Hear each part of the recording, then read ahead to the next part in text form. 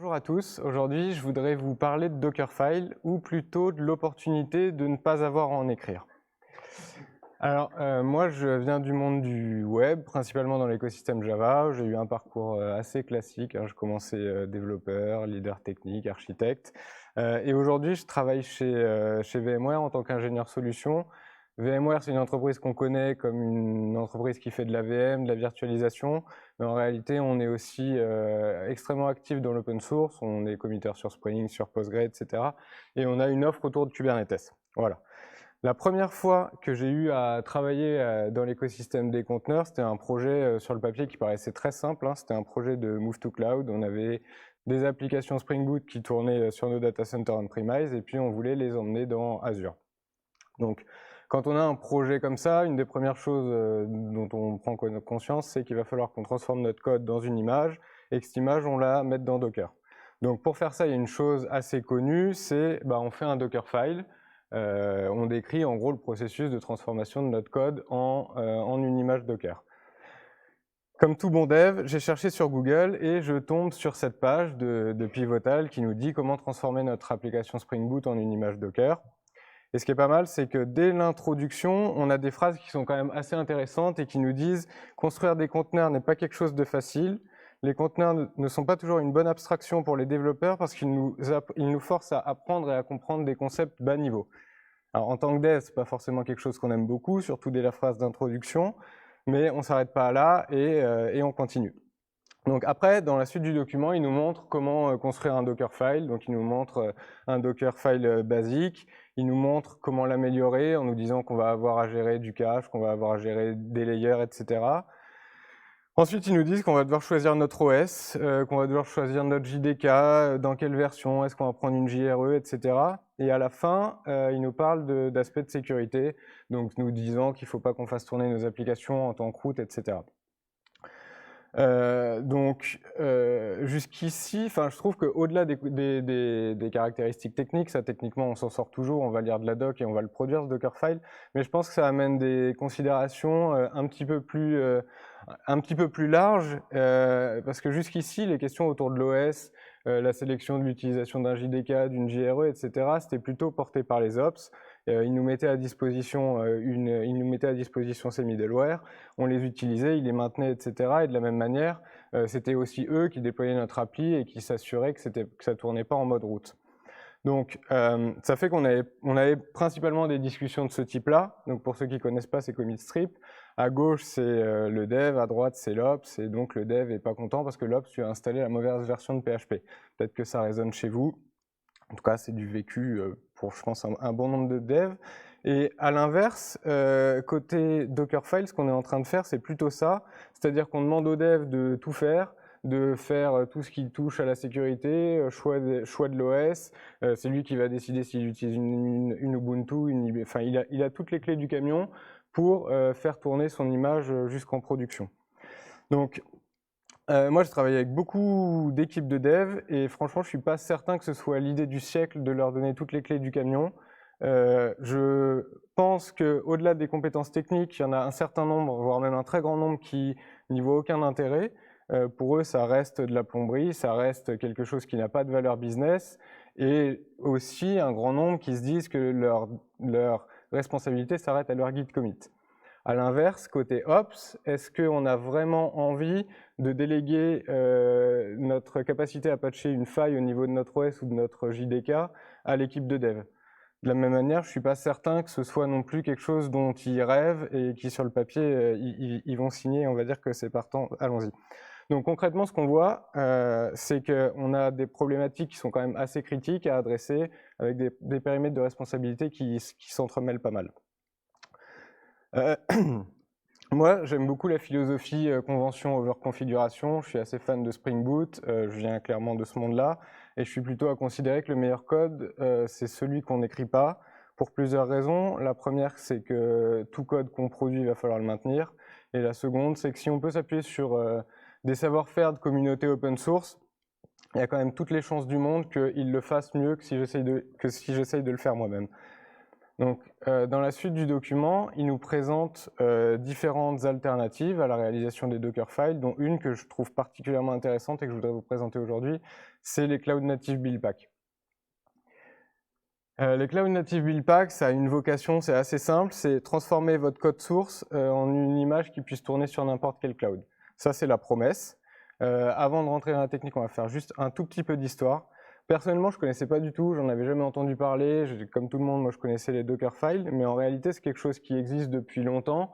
Ça avait été créé en 2011 par Heroku, et ça a ensuite été repris par Pivotal pour Cloud Foundry. Et en 2018, ça donne naissance à Cloud Native Build Pack, et c'est un projet Cloud Native Computing Foundation. Donc ça, pour ceux qui ne connaissent pas, la CNCF, c'est une fondation qui chapeaute des projets open source dans l'écosystème des conteneurs. Donc c'est agnostique de tout vendeur, et c'est une spécification open source. En termes d'acteurs, d'utilisateurs aujourd'hui, on en a un certain nombre qui sont aussi connus. On a Spring, on a GitLab, on a Microsoft, enfin on a VMware. Donc tout ça pour dire que c'est quand même une techno qui n'est pas nouvelle, qui a été initiée par des acteurs que je pense qu'on peut estimer crédibles dans les problématiques de source to image et qui sont aujourd'hui utilisés par des acteurs que je pense aussi on peut estimer comme assez cohérents dans l'écosystème des conteneurs. Les principes, voilà, j'ai beaucoup parlé. Donc maintenant, voyons un peu comment ça marche. Donc le but, c'est on prend notre code source et on veut l'emmener dans notre registry pour ensuite le déployer. Donc ça, c'est la promesse. C'est des standards, ça va construire des images Docker qui peuvent s'intégrer dans n'importe quel standard. Donc on va pouvoir déployer ça dans Artifactory, dans JFrog, dans Arbor, etc. Ça va fonctionner avec de nombreux langages, avec du Java, du .NET, du Node, du Python, et avec un certain nombre d'attributs qui sont de dire, j'ai plus à décrire comment je vais construire mon image, donc ça va regarder notre code source et ça va comprendre, ça va déterminer comment la construire. Ça va intégrer par défaut les bonnes pratiques, donc tout ce qui était autour de l'utilisation des layers, de faire de la performance, etc. Donc vous avez tout qui est pris en compte dans la création de votre image. On va avoir des builds qui sont consistants, donc qu'on le refasse une fois, 15 fois ou 20 fois, on ait toujours la même image qui soit générée pour les mêmes inputs. Un truc pas trop mal, c'est que ce soit modulaire, donc qu'on puisse réutiliser les différents composants d'un projet à l'autre, qu'on n'ait pas à chaque fois à réécrire notre Dockerfile, ce qui se passe typiquement avec un Dockerfile. Bien souvent, on va copier-coller sur tous nos projets et on va avoir des enjeux autour de la maintenance de ce fichier. Que ce soit auditable, donc on ait quand même une traçabilité sur ce qu'on a construit, et puis quelque chose dont on parle, je trouve, ça rejoint ce que je viens de dire juste avant, mais dont on parle pas beaucoup, c'est comment on va maintenir ces images Docker sur le long terme, c'est-à-dire qu'on les a produits à un instant T, nos images elles vont avoir des failles, il va falloir les patcher, comment on fait pour s'assurer que ça tient sur le long terme. Donc pour faire ça, on va avoir besoin de plusieurs choses. On va avoir besoin d'une plateforme, donc c'est l'outil qui va nous permettre de construire notre image. On va avoir besoin de build pack, donc ça c'est les composants modulaires qui vont nous permettre de contribuer chacun sur leur périmètre de responsabilité à comment construire cette image. Et enfin on va avoir besoin de l'OS, donc sur quelle base d'image on construit ça. Donc là, on va arrêter la théorie, on va faire un peu de pratique. Je trouve que ça commence à s'endormir, alors je pense que c'est le bon moment. Donc, comment on fait? Donc les Cloud Native Build Pack, c'est une spécification, donc il va nous falloir une implémentation. L'implémentation, on va prendre Paketo pour les Build Packs et pour l'OS. C'est une implémentation open source. Pour l'application, on va prendre du Spring Boot. Pour la plateforme, on va prendre Kpack. C'est une plateforme qui s'intègre dans Kubernetes, mais ça fonctionne carrément sur... Enfin, je veux dire, les build packs, ça fonctionne sur votre laptop. D'ailleurs, dans Spring Boot, maintenant, quand vous faites Spring Boot Build Image, vous avez en réalité des build packs qui transforment votre code source en une image. Et pour la registry, on va utiliser Arbor, qui est aussi une registry open source. OK. Donc là, j'ai mon opération de partage. OK, on va faire ça.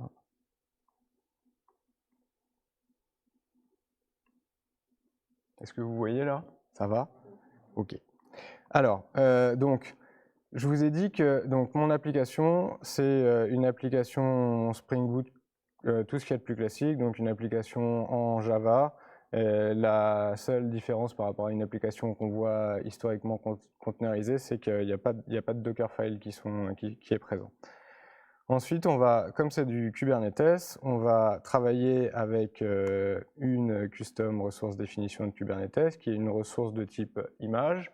Et ce qu'on voit, c'est qu'on va avoir à déclarer quelle est la source de l'image que je veux construire, donc là mon repository Git, quel est le builder que je veux utiliser, donc ça c'est plutôt le persona en responsabilité de la plateforme qui va mettre à disposition notre base OS, qui va mettre à disposition nos différents build packs, et puis on va dire simplement où est-ce qu'on veut envoyer cette image.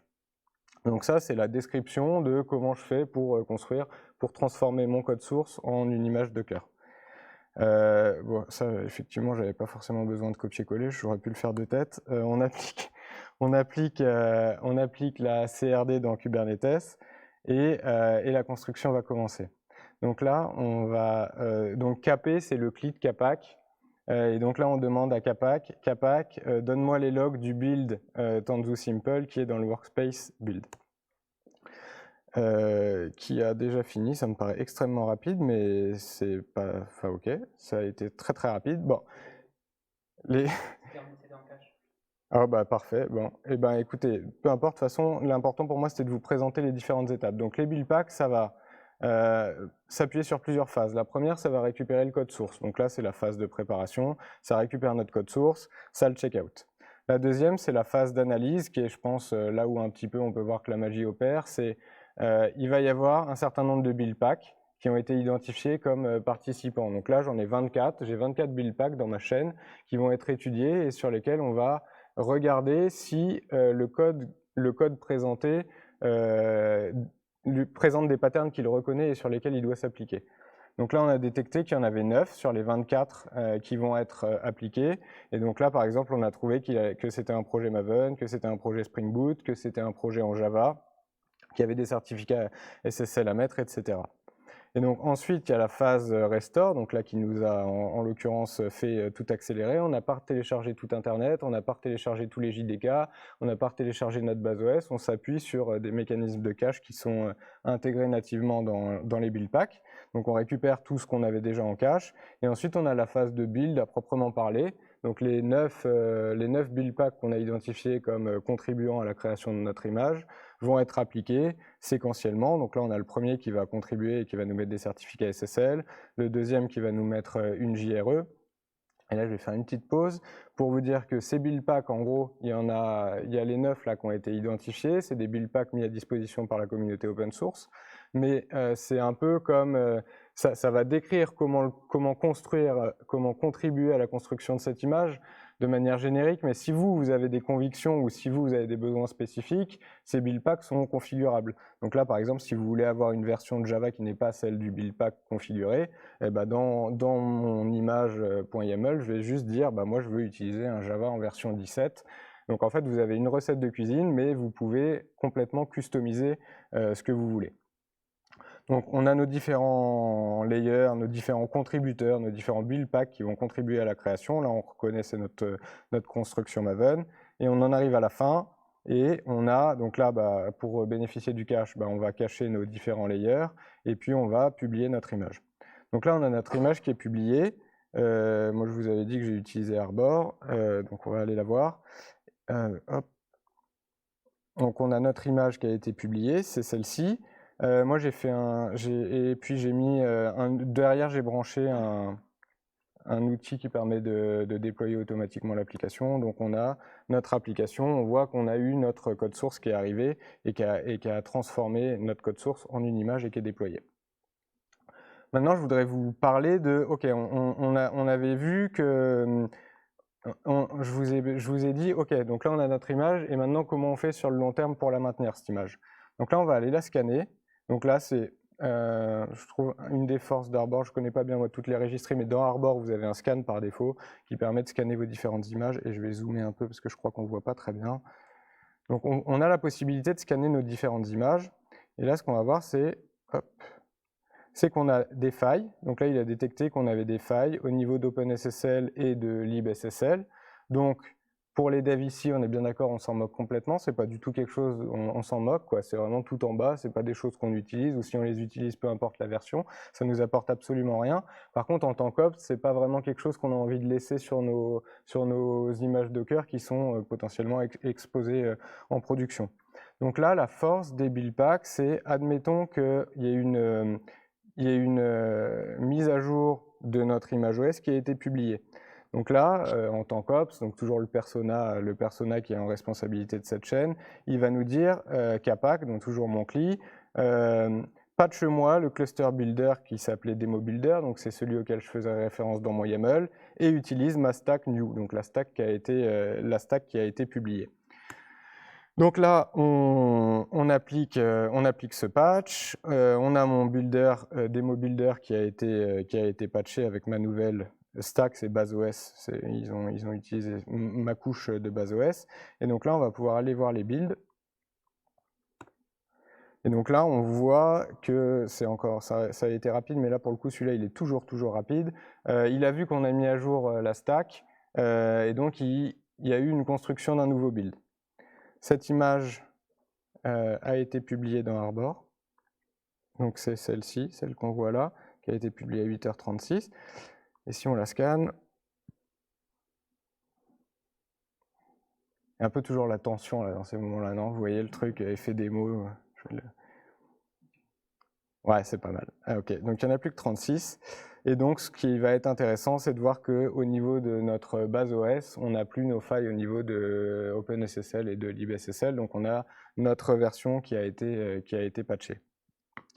J'ai juste oublié de vous montrer une chose que je voulais vous montrer, c'était que vous avez un statut sur les différents builds. Donc là, on a une liste de tous les build packs qui avaient été utilisés pour construire mon image, à quelle heure, etc. Donc on a de l'auditabilité. Il y a aussi énormément de métadata dans l'image générée. Il y en a au niveau de Capac, mais il y en a aussi dans l'image. Donc vous avez tout, c'est autoporteur. Et une dernière chose, c'est on a patché notre image, ok, c'est déjà pas mal. Maintenant, si on avait si jamais on est sur du Dockerfile, qu'est-ce qu'on fait? On demande à toutes les équipes de dev qui ont contribué et qui ont utilisé cette image de base de mettre à jour le Dockerfile, de git commit et de reconstruire leur projet. Donc là, ça peut prendre un certain temps. On espère que les équipes de dev sont encore là. On espère qu'on sait encore quels projets ont été déployés en production. Et ben la force des build packs, une des autres promesses des build packs, c'est que en réalité toutes les images qui avaient été construites avec cette image de base OS ont été patchées, ont été mises à jour et sont mises à disposition dans votre registry. Donc vous pouvez après, si c'est branché sur votre outils de déploiement continu, en réalité vous êtes dans un processus d'espèce d'auto-healing ou en tout cas de mise à jour automatique.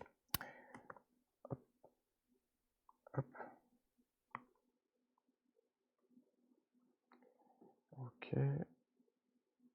On en est où? On n'est pas où il faut. Hop. On arrive à la conclusion. Et ben, la conclusion du document, elle est pas mal aussi. Donc on en arrive à la fin. Et ils nous disent, donc en gros, dans la suite du document, ils nous présentent d'autres alternatives, dont les Cloud Native Build Pack. Et la conclusion nous dit, ce guide vous a présenté différentes options pour construire vos images. Toutes ces options sont complètement valides. C'est à vous de choisir celle qui correspond le plus à votre cas d'usage. Alors, si jamais le business de votre entreprise, c'est pas de construire des Dockerfiles, ce qui est le cas de l'intégralité des entreprises pour lesquelles j'ai travaillé jusqu'à maintenant, j'espère vous avoir donné envie d'étudier l'opportunité d'utiliser les Cloud Native Build Pack.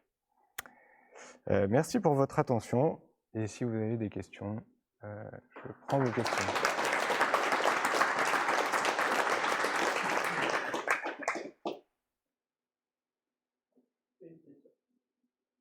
Vous allez voir.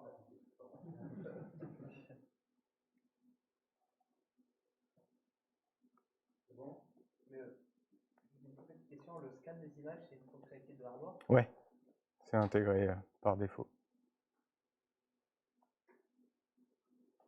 Bon, bah merci, hein. Merci. Merci beaucoup.